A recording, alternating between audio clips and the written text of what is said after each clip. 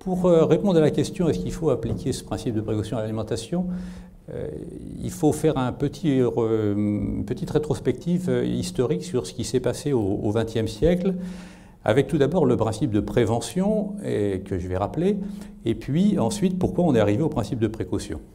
Alors qu'est-ce qui s'est passé, disons, fin 19e, début du 20e? Eh bien, on a estimé, avec les travaux de Pasteur, avec les premiers travaux de toxicologie, que désormais la science était en mesure d'évaluer des risques, c'est-à-dire de considérer une innovation dans le domaine de l'alimentation, des médicaments, mais aussi dans d'autres domaines. Et donc, d'une certaine manière, avant que ce produit soit utilisé par les citoyens, eh bien, de faire une évaluation scientifique des risques éventuels et de dire oui, on peut utiliser ce produit ou non, on ne peut pas. Autrement dit, il y a eu effectivement une sorte de pacte social entre les citoyens et puis les scientifiques. Cette idée de dire avant, c'était vous, les citoyens, les consommateurs, qui utilisiez ces produits et vous rendiez compte qu'il y avait éventuellement des problèmes, eh bien la science vous propose de reprendre la main et avant qu'un produit soit éventuellement utilisé, de vous dire oui, effectivement, on vous garantit qu'il n'y a pas de risque ou au contraire, non, il ne faut pas l'utiliser parce qu'il y a des risques. Alors pour travailler, ce qui est important de dire sur ce principe de prévention dans lequel bon, vous connaissez l'adage, il faut mieux prévenir que guérir. Hein. Les scientifiques, comme souvent, ont été amenés à simplifier un peu la question, c'est-à-dire à mettre en place des postulats qui leur permettaient de travailler. Alors, première chose qu'ils ont dit, c'est nous, on dira qu'il y a un problème uniquement si on a des connaissances scientifiques solides, ce que les anglo-saxons appellent la sound science. Ça veut dire en gros que c'est comme dans le domaine de la justice, l'innovation est supposée innocente et il faut prouver qu'elle est coupable, c'est-à-dire qu'il faut dire voilà, il y a une démonstration scientifique qu'il y a un problème et si on ne peut pas le démontrer, eh bien il y a le bénéfice du doute d'une certaine manière. Alors qu'est-ce qui s'est passé, disons, dans le tournant des années 80 et qu'est-ce qui a fait arriver ce principe de précaution ?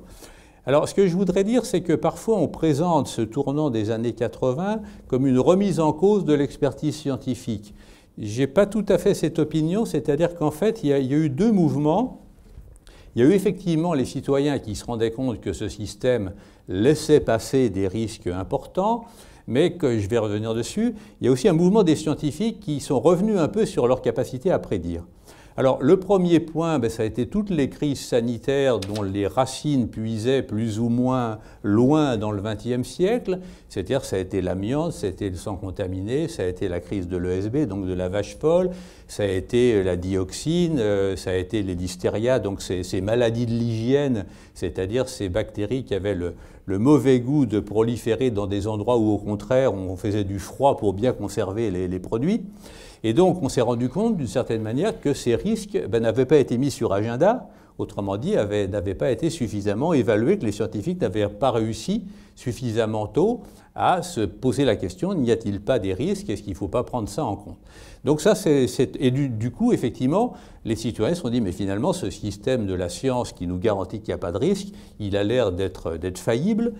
Et puis ce qu'ils ont remarqué aussi, c'est que les scientifiques parfois n'étaient pas d'accord entre eux sur l'évaluation des risques. Et là, logiquement, ils ont dit, mais si vous vous basez sur la même science, sur des certitudes scientifiques, comment ça se fait que vous n'êtes pas d'accord?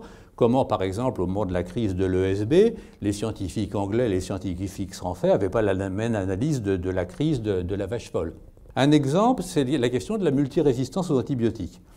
Chaque antibiotique a été parfaitement bien évalué par des comités qui ont regardé la molécule, qui ont vu s'il y avait des problèmes de toxicité, qui ont autorisé la mise sur le marché.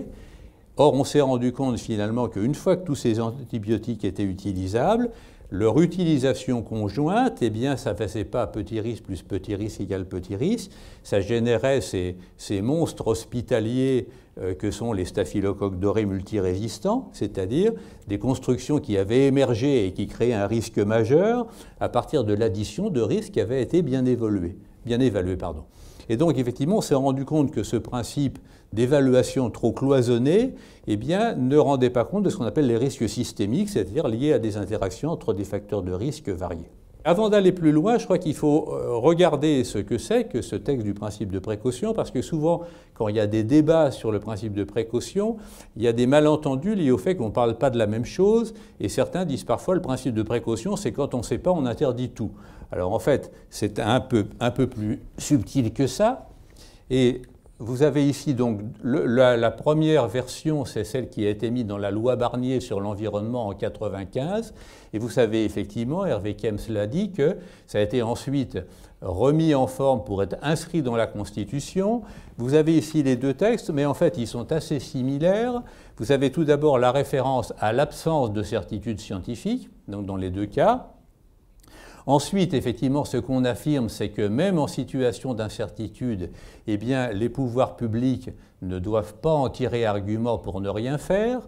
Mais vous voyez que lorsqu'on leur demande d'agir, eh bien, il s'agit de risques graves et irréversibles. Autrement dit, ce n'est pas n'importe quel problème, ce n'est pas n'importe quelle alerte, ce sont des risques graves et qui, effectivement, s'ils se déclenchent, seront difficilement bloquables. Prenons l'exemple de la maladie de la vache folle, pour laquelle on savait qu'une fois que les gens avaient éventuellement consommé ces prions, eh bien, c'était peut-être 10 ans, 20 ans après qu'on allait voir les conséquences et qu'on ne pouvait plus à ce moment-là intervenir et guérir ces gens. Même chose sur l'amiante et autres. Donc ce n'est pas n'importe quel risque. J'en viens maintenant à la question de cet exposé. Est-ce qu'il faut appliquer ces mesures liées à l'environnement à la question de l'alimentation? Alors, ma réponse, elle est sans nuance, hein, c'est oui, oui et oui.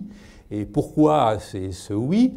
La première, c'est qu'effectivement, c'est une question un peu de logique. C'est-à-dire qu'on ne voit pas pourquoi, par exemple, on va s'intéresser aux effets de produits phytosanitaires sur l'environnement et se rendre compte qu'éventuellement, ça peut poser des problèmes sur des abeilles ou sur d'autres insectes ou sur des vers de terre. Et dans ce cas, appliquer éventuellement le principe de précaution en disant le déclin des insectes pollinisateurs, c'est quand même un problème, et pas se poser la même question lorsqu'on trouvera des résidus de la même molécule dans l'aliment, dans lequel on dira, ben oui, mais là, il faut prouver qu'il y a un problème avant, effectivement, de pouvoir intervenir. Donc il y a une certaine symétrie, et il y a beaucoup de produits qui vont avoir éventuellement à la fois des impacts potentiels sur l'environnement et qu'on va retrouver éventuellement dans l'alimentation et qui vont poser des problèmes similaires. Autre chose, c'est que le fossé qui se creuse entre ce que l'on sait détecter et ce pourquoi on sait s'il y a un risque ou pas, a plutôt tendance à élargir l'incertitude. Autrement dit, les méthodes d'analyse chimique ou biologique d'aujourd'hui, avec la biologie moléculaire, avec des méthodes d'analyse chimique très fines, en gros, détectent n'importe quoi, n'importe où. Pour prendre un exemple, vous prenez n'importe quel produit chimique, vous mettez une goutte dans une piscine olympique, vous remuez bien, et bien la chimie d'aujourd'hui sait détecter la présence de ce produit. Et donc, de plus en plus, on détecte la présence de produits dans des endroits où on ne les voyait pas avant, et la question est-ce que c'est grave, eh bien, a souvent du retard par rapport à ça. D'autant plus que dans le domaine de l'alimentation, eh bien, pour administrer la preuve, eh bien, on ne prend pas 1 million de citoyens qui vont subir le risque et 1 million qui vont être témoins, d'abord parce que la loi l'interdit d'expérimenter de cette manière sur les citoyens, surtout qu'il faudra le faire pendant très longtemps. Donc on a ce qu'on peut appeler des niveaux de preuve qui sont de l'observation parfois, ce qu'on appelle l'épidémiologique, c'est on essaie de comparer dans les populations des gens plus ou moins exposés, on regarde des modèles animaux, en regardant s'il y a des problèmes ou pas, on regarde sur des cultures de tissus, voir si on voit éventuellement des réactions, mais on peut dire qu'on aura durablement des niveaux de preuve qui ne sont pas la démonstration absolue qu'il y a un problème. Donc ça, c'est le deuxième argument. Et puis le troisième argument, c'est que ça me semble, ce principe de précaution, c'est-à-dire la possibilité d'agir en situation d'incertitude, me semble une bonne réponse à ce que j'appellerais les marchands de doute et les marchands de peur. Alors les marchands de peur, politiquement correct, on dit plutôt les donneurs d'alerte, mais c'est des gens qui, à un moment donné, saisissent l'opinion publique en disant « là, il y a un nouveau problème, on n'y fait pas suffisamment attention, c'est certainement un problème majeur ». Et donc on aurait tendance à y répondre plutôt par la négative en disant ben, « faites la preuve qu'il y a un problème ». Or, on se rend compte que ces donneurs d'alerte, parfois ont tort, mais parfois ont raison. Et le fait de dire ben, « voilà, vous avez raison de donner une alerte », mais on va regarder de manière un peu plus sérieuse quels sont les éléments objectifs que la science peut mettre sur le tapis pour voir s'il faut donner une suite, permet effectivement d'accueillir ces donneurs d'alerte et de traiter éventuellement ces alertes correctement. Mais à l'autre bout, les marchands de doute, effectivement, on l'a vu sur des dossiers comme l'amiante, comme le tabac, comme un certain nombre de... Ce sont des gens qui s'organisent pour dire « mais vous savez, c'est pas sûr qu'il y ait un problème », ceci parce qu'il y a parfois des intérêts économiques derrière ça, et donc qui peuvent très bien retarder, au nom du fait qu'on n'a pas démontré la réalité du problème, retarder excessivement la prise de décision en disant « vous n'avez pas le droit de décider », tant que vous n'avez pas montré, prouvé qu'il y a un problème. Et là aussi, ça permet de répondre en disant, si, j'ai le droit, autrement dit, la Constitution m'autorise à prendre des mesures proportionnées sur la base d'une incertitude dès lors que j'ai des éléments qui forment ce qu'on peut appeler une intime conviction. La question qui se pose aujourd'hui, c'est effectivement comment faire rentrer le principe de précaution dans la pratique de l'analyse des risques, maintenant qu'effectivement il est inscrit dans la Constitution, parmi effectivement le droit d'agir en situation d'incertitude. Comment vous expliquez que 10 ans après, on reste, 10 ans après l'adoption de ce principe dans la Constitution, il reste aussi critiqué et mis en cause? Alors, je crois qu'il y a plusieurs éléments. Le premier élément, c'est qu'il a souvent été invoqué à tort. J'ai essayé de bien montrer la distinction entre la prévention et la précaution. Or, on a vu souvent des cas dans lesquels des gens prenaient des décisions en disant au nom du principe de précaution, on a parfois entendu en vertu du principe de précaution, alors qu'on était parfois dans des situations de prévention, c'est-à-dire des situations où on savait que ce risque était possible, qu'il pouvait advenir et qu'il fallait donc prendre des mesures. Par exemple je prends un exemple qui a été cette affaire des panneaux de basket dans les cours d'école, dans lequel, effectivement, il y avait des gamins qui voulaient imiter les basketteurs américains et qui s'accrochaient aux panneaux de basket, et si c'était mal accroché, c'était tombé, il y avait eu des accidents. Bon, donc on a renforcé les mesures. Ça a des coûts, effectivement, et donc on a dit, voilà, encore un effet du principe de précaution, mais au sens, comment dire, classique, ordinaire du terme, c'est-à-dire on prend des précautions. Hein, mais en fait, il s'agissait d'appliquer le principe de prévention. On savait très bien qu'un panneau de basket, ça pouvait tomber s'il était mal attaché. Donc je crois qu'il y a eu cette espèce d'effet bouc émissaire dans lequel on l'invoquait pour le justifier, alors qu'aucun principe, sinon la politique serait trop simple, aucun principe ne garantit à une décision politique qu'elle sera bonne. Autrement dit, on peut invoquer le principe de précaution, le principe de prévention, tous les principes du monde. In fine, l'histoire juge et on voit si on a pris les bonnes mesures. Je prends un exemple très, très simple dans le domaine alimentaire. Quand on a demandé l'application du principe de précaution pour justifier le maintien de l'embargo sur la viande britannique en 1998, à propos de l'ESB et de la vache folle. À peu près de l'ESB et de la vache folle, c'était une époque où les scientifiques britanniques nous disaient l'épidémie de vache folle en Grande-Bretagne fera entre 60 morts et 160 000 morts. Bon, vous voyez qu'on avait une incertitude assez large. Bon. Il était évident que si on avait affaire en Grande-Bretagne à un danger qui faisait potentiellement 160 000, il était nécessaire de prendre des mesures fortes. On sait maintenant, avec 10 ans de recul, qu'effectivement, c'est quelques centaines de morts, ce qui est déjà beaucoup, mais on est quand même très loin du chiffre fort. Et on peut dire, avec du recul, mais c'est toujours facile de réécrire l'histoire, que peut-être on a pris des mesures de précaution excessives, que ça a coûté trop cher, qu'on aurait pu peut-être. Mais effectivement, c'est cette idée qu'un principe ne garantit pas la validité d'une décision politique. Mais je crois qu'il y a eu ce phénomène un petit peu de cristallisation, peut-être plus dans le domaine médical que dans le domaine alimentaire, dans lequel on craignait effectivement que ce principe de précaution bloque la possibilité de mettre sur le marché des médicaments. Il se trouve, et ce n'est pas une bonne nouvelle, qu'il y a eu une nouvelle crise dans l'évaluation des médicaments récemment, avec un certain nombre d'affaires qui montrent justement qu'il faut sans doute, même dans le domaine du médicament, mieux évaluer les risques. Le Mediator ? Oui, par exemple, qui était une question effectivement de mauvaise évaluation des risques. Et puis il y a quand même, et ça il faut se rappeler, des échecs patents de la science dont je prends deux molécules. Une chose qui est passée, enfin qui est vieux, qui s'appelle la thalidomide, qui était justement pour lutter contre les nausées des femmes enceintes, qui avait été testée sur les animaux, qui n'avait jamais montré de problème de malformation sur les animaux, y compris sur les rats, les souris et autres, et qui, chez l'homme, s'est révélé un agent qui donnait des malformations monstrueuses. Bon, et puis plus récemment, il y a eu le Distilbène, qui était là aussi pour prévoir les fausses couches chez les femmes enceintes, et qui s'est révélé donner des malformations chez les filles, alors qui avaient réussi à naître peut-être grâce à ce médicament, mais qui ont eu des malformations. Et ces filles aujourd'hui qui ont eux-mêmes des enfants montrent que parfois ça peut se transmettre sur 2 générations. Donc ça veut dire quand même que le fait que la science se dise quand même il y a des choses sur lesquelles il faut qu'on renforce sans cesse nos capacités à prédire, à observer et à prendre des précautions, je pense qu'effectivement c'est dans le sens de la science. Et je dirais que d'une certaine manière, c'est un appel à plus de science plutôt qu'une marginalisation de l'expertise scientifique. Et en fait, le principe de précaution, est-ce qu'il a concrètement été employé dans les 10 dernières années pour adopter des mesures provisoires et proportionnées par rapport à telle ou telle technique ou technologie? Je prends un exemple très récent, mais qui est encore en débat justement au Parlement, qui est l'interdiction de cette fameuse classe de produits phytosanitaires qu'on appelle les néonicotinoïdes.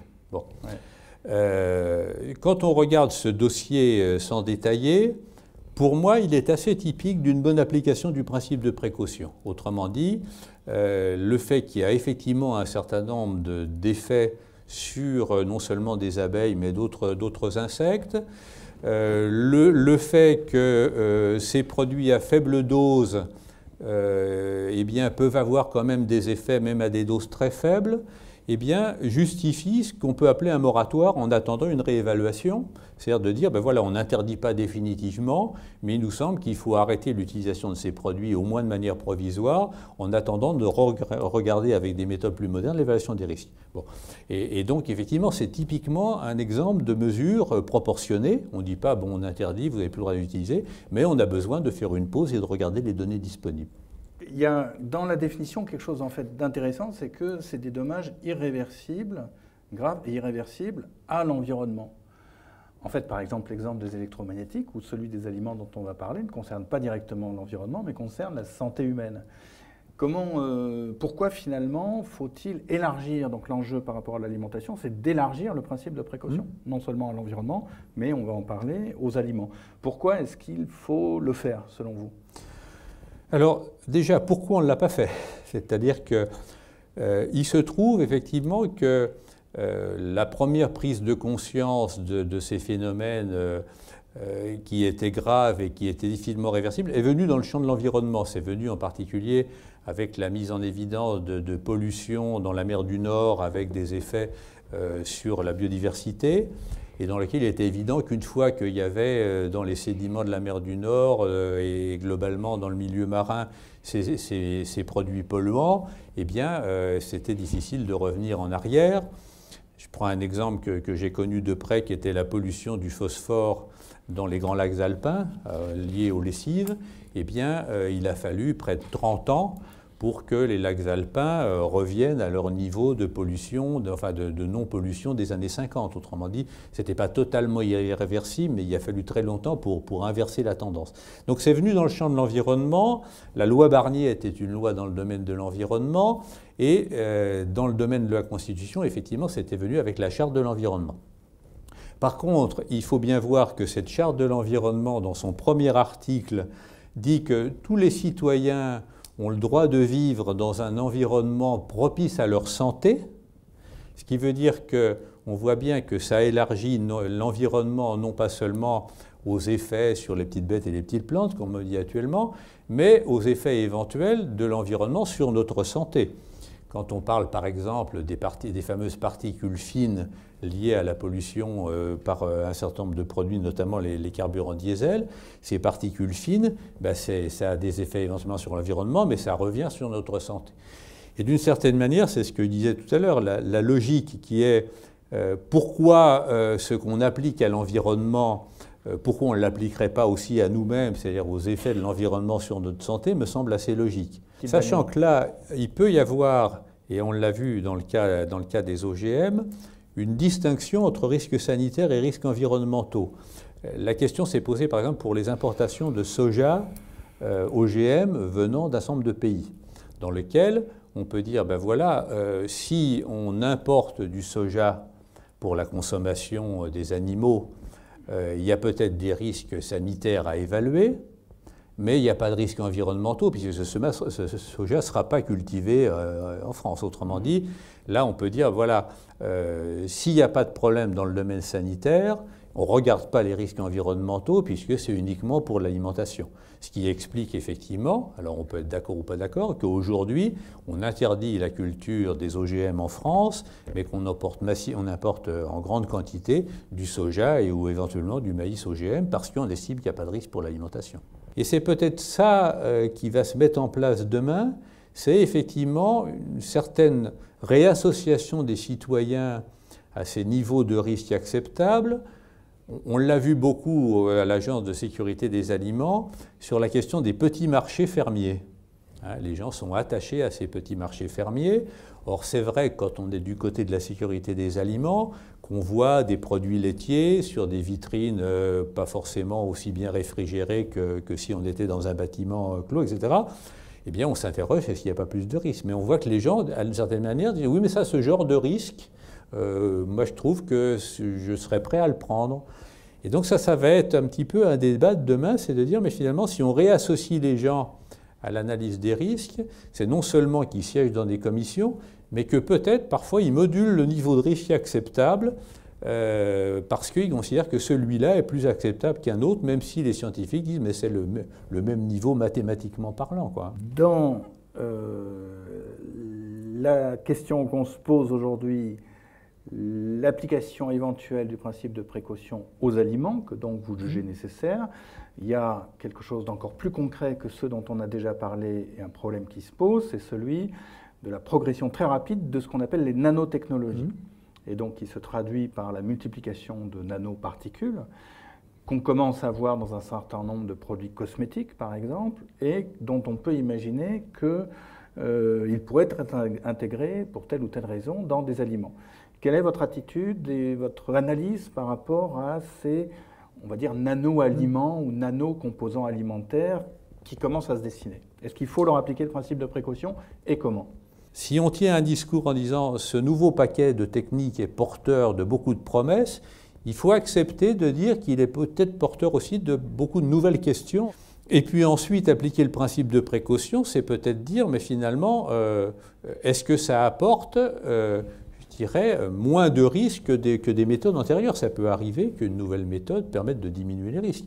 Si par contre on n'en est pas sûr et qu'on dit bah, finalement on n'en a pas un besoin indispensable, peut-être qu'il faut accumuler davantage de données. Et là aussi, on ne l'a pas dit, mais on le voit dans cet énoncé du principe de précaution. Vous voyez qu'effectivement, ce qu'on dit, c'est qu'en situation de précaution, les pouvoirs publics doivent non seulement prendre des mesures, mais ils doivent mettre en œuvre des procédures d'évaluation. Autrement dit, ils doivent stimuler des recherches adaptées pour faire évoluer l'incertitude. Et ça, c'est important parce que dans le principe de prévention, c'était ou bien vous êtes sûr et je prends des mesures, ou bien vous n'êtes pas sûr, eh bien retournez dans votre laboratoire et cherchez, éventuellement en trouvant des moyens pour chercher. Le principe de précaution, c'est au contraire. Si vous êtes sûr qu'effectivement il faut appliquer le principe de précaution, non seulement je prends des mesures, mais je me dois d'encourager les recherches. Et ça, c'est important. C'est-à-dire que ça veut dire, dans le cadre de nanotechnologie, que si on dit, ben voilà, potentiellement, c'est porteur de nouveautés, il faut effectivement stimuler, financer des recherches pour mieux caractériser le risque. Peut-être qu'on verra que le risque est plus important qu'on le pensait, peut-être qu'on verra qu'il est moins important qu'on le pensait, mais effectivement, on est dans une situation où, manifestement, il faut mieux caractériser le risque. Et alors, en attendant, prendre des mesures proportionnées, là aussi, ça peut être effectivement soit des moratoires, soit des restrictions d'usage à certaines populations. Autrement dit, ce n'est pas forcément une interdiction définitive, ou soit l'utilisation dans certains produits pour lesquels on considère qu'il y a moins de risque d'exposition. Donc, il y a toute une gamme de mesures à prendre. Et encore une fois, la précaution, ce n'est pas quand je ne sais pas, j'interdis, c'est je m'autorise à commencer à gérer le risque, même lorsque je ne suis pas sûr que c'est un risque avéré. Je pense franchement que la question, ce n'est pas tellement le financement, c'est comment dire, la permanence de l'effort. Autrement dit, qu'il ne faudrait pas faire des yo-yo parce qu'il y a une crise à un moment donné et puis que ça retombe. Il faut effectivement se dire, nous avons devant nous effectivement beaucoup de questions qui se posent. Il ne faut pas dramatiser parce que je crois que je fais partie de ceux qui disent effectivement la sécurité sanitaire des aliments est bien assurée aujourd'hui en France. Mais encore une fois, le fait que demain on apprenne qu'on a raté et qu'on a vu un effet imprévu de telle ou telle substance, on n'est jamais à l'abri de ce genre de choses. La science, d'une certaine manière, c'est une aventure humaine et effectivement, je dirais que quand vous êtes dans une agence de ce type, la question que vous vous posez en permanence face à un dossier, c'est finalement, avec tout ce que j'ai vu, bon an, mal an, est-ce que j'en mangerai, quoi, hein. C'est aussi parfois ce genre de choses qu'on se pose pour se dire, est-ce qu'on peut dire oui ou est-ce qu'on peut dire non, sachant que quand on dit il ne faut pas utiliser tel produit, il peut y avoir aussi des coûts, et donc c'est pas anodin d'interdire l'utilisation de tel ou tel produit.